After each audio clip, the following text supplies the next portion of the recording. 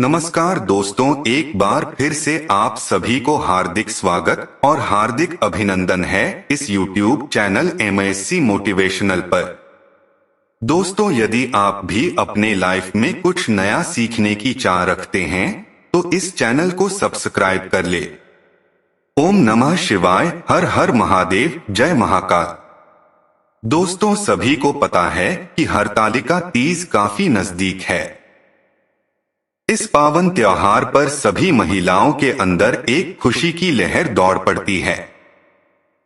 दोस्तों, इस त्योहार के आगमन का हर किसी को इंतजार बड़ी उत्सुकता से रहता है। दोस्तों, आज की इस वीडियो में हम इसी पर्व के बारे में जानकारी साझा करेंगे।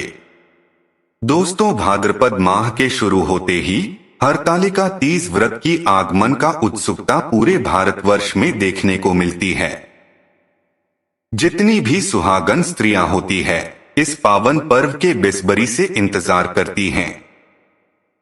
इस त्योहार के आगमन के खुशी में तरह तरह के श्रृंगार खरीदती है। घरों, पंडालों, गलियों और जगह जगह भगवान शिव और पार्वती का ही रंग दिखाई पड़ता है, क्योंकि इस दिन भगवान शिव और पार्वती की ही पूजा की जाती है। किंतु साल 2023 में लगभग सभी त्योहारों को दो मुहूर्त देखने को मिले। ऐसे में क्या आप जानते हैं कि साल 2023 में हरतालिका तीज व्रत किस दिन को है और पूजा करने की शुभ मुहूर्त क्या है? क्या आपको हरतालिका तीज व्रत की विधि के बारे में पता है? और क्या आप जानते हैं कि भगवान शिव और पार्वती को की पूजा कैसे करनी चाहिए? क्या आप हरतालिका तीज व्रत के पूजा में प्रयोग होने वाले सामग्री के बारे में जानते हैं?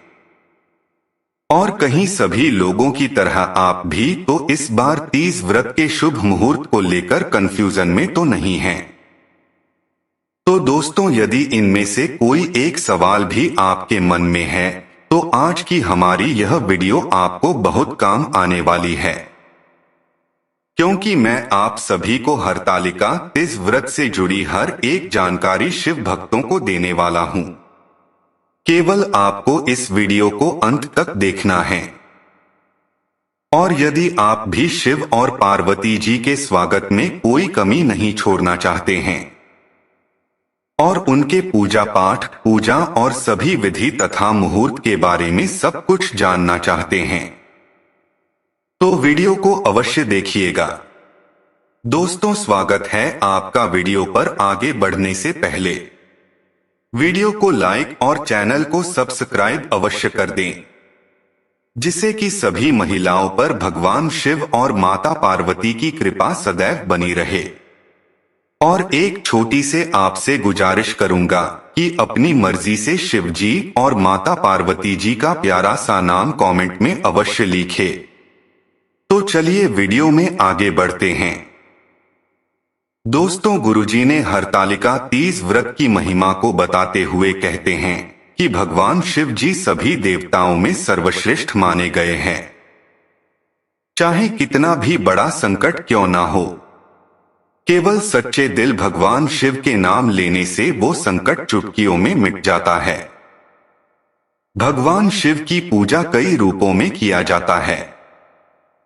गुरुजी कहते हैं कि भगवान शिव जी समस्त चराचर के पालन करता है और यह बहुत भोले होते हैं, इसलिए इनका एक नाम भोलेनाथ भी है।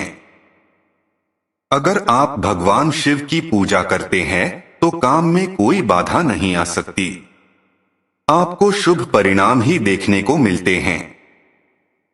तो हमारे गुरु जी चाहते हैं कि आप भगवान शिव और माता पार्वती की सेवा में कोई भी गलती ना करें।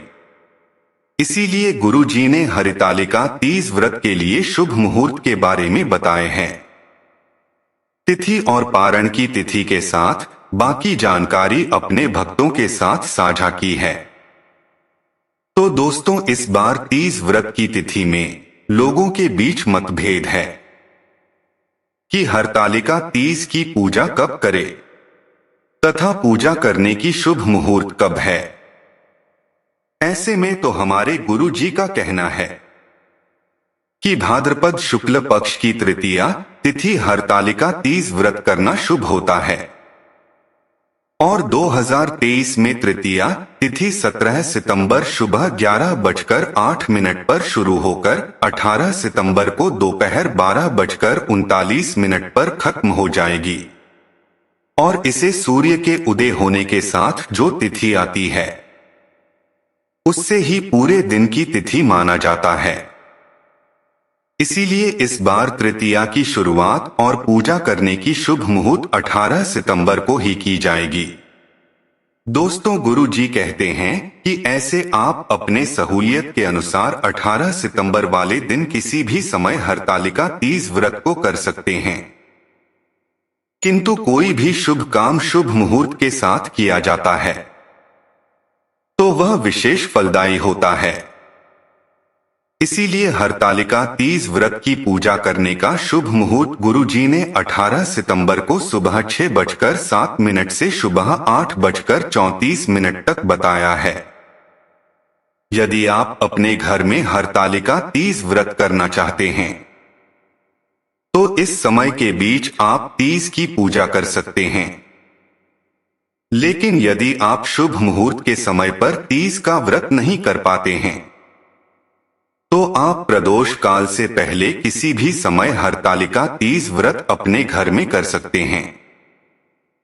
दोस्तों, आजकल सभी लोग हरतालिका तीज व्रत करना चाहते हैं क्योंकि यह व्रत पत्नी अपने पति के लंबे आयु के लिए करती है, किंतु ऐसे में पहले आपको कुछ नियम और कायदे अवश्य जान लेनी चाहिए ताकि पूजा में आपसे कोई भी गलती ना हो और आपको भगवान शिव जी तथा माता पार्वती की सेवा का पूरा फल मिल सके। तो ऐसे में हरतालिका तीज व्रत की पूजा की विधि और नियम हमारे गुरु जी ने अपने भक्तों को बताई है। गुरु जी ने इन कार्यों को बताते हुए कहा है कि यदि इस साल आप तीज व्रत करना चाहते हैं तो तृतीया तिथि से एक दिन पहले ही आप अपने घर में अच्छी तरह से साफ सफाई कर लीजिए।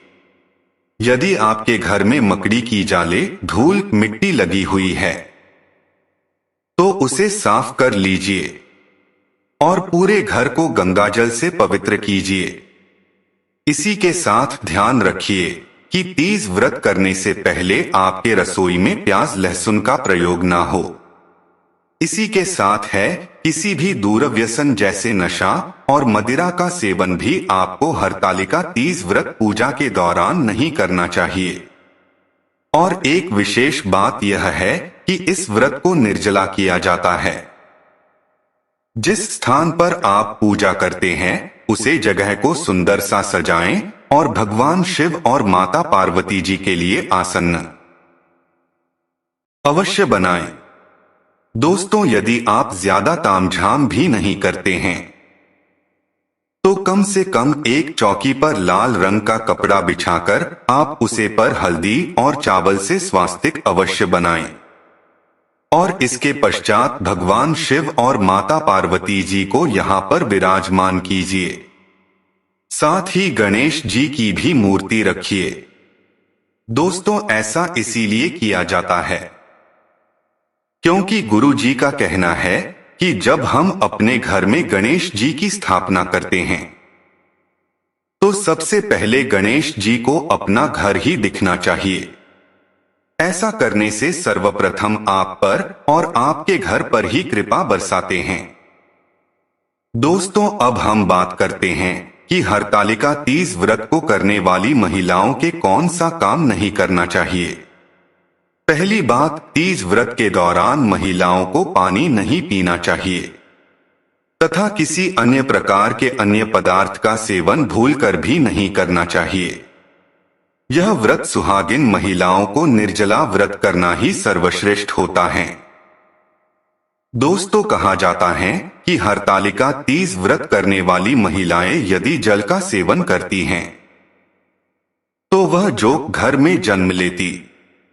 दोस्तों, अब मैं आपको हरतालिका तीज व्रत कथा सुनाने जा रहा हूं।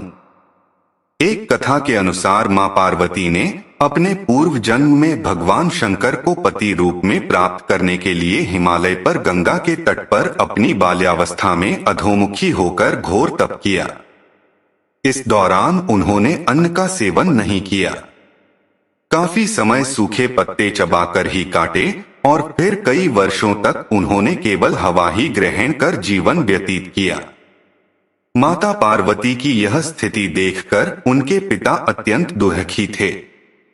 इसी दौरान एक दिन महर्षि नारद भगवान विष्णु की ओर से पार्वती जी के विवाह का प्रस्ताव लेकर मां पार्वती के पिता के पास पहुंचे, जिसे उन्होंने सहर्ष ही स्वीकार कर लिया। पिता ने जब बेटी पार्वती को उनके विवाह की बात बतलाई तो वे बहुत दुखी हो गईं और जोर जोर से विलाप करने लगीं। फिर एक सखी के पूछने पर माता ने उसे बताया कि वे यह कठोर व्रत भगवान शिव को पति रूप में प्राप्त करने के लिए कर रही हैं, जबकि उनके पिता उनका विवाह श्री विष्णु से कराना चाहते हैं। तब सहेली की सलाह पर माता पार्वती घने वन में चली गईं और वहां एक गुफा में जाकर भगवान शिव की आराधना में लीन हो गईं। मां पार्वती के इस तपस्वनी रूप को नवरात्रि के दौरान माता शैलपुत्री के नाम से पूजा जाता है। भाद्रपद शुक्ल तृतीया तिथि के हस्त नक्षत्र में माता पार्वती ने रेत से शिवलिंग का निर्माण किया और भोलेनाथ की स्तुति में लीन होकर रात्रि जागरण किया। तब माता के इस कठोर तपस्या से प्रसन्न होकर भगवान शिव ने उन्हें दर्शन दिए और इच्छानुसार उनको अपनी पत्नी के रूप में स्वीकार कर लिया। मान्यता है कि इस दिन जो महिलाएं विधि विधान पूर्वक और पूर्ण निष्ठा से इस व्रत को करती हैं, वे अपने मन के अनुरूप पति को प्राप्त करती हैं। साथ ही यह पर्व दाम्पत्य जीवन में खुशी बनाए रखने के उद्देश्य से भी मनाया जाता है। उम्मीद करता हूं आज की यह वीडियो आपको पसंद आया होगा। जल्दी वीडियो पसंद आया है तो वीडियो को लाइक करें और अपने परिवारजनों के साथ शेयर करें और कमेंट में भगवान शिव और माता पार्वती का प्यारा से नाम लिखें। आप सभी को धन्यवाद।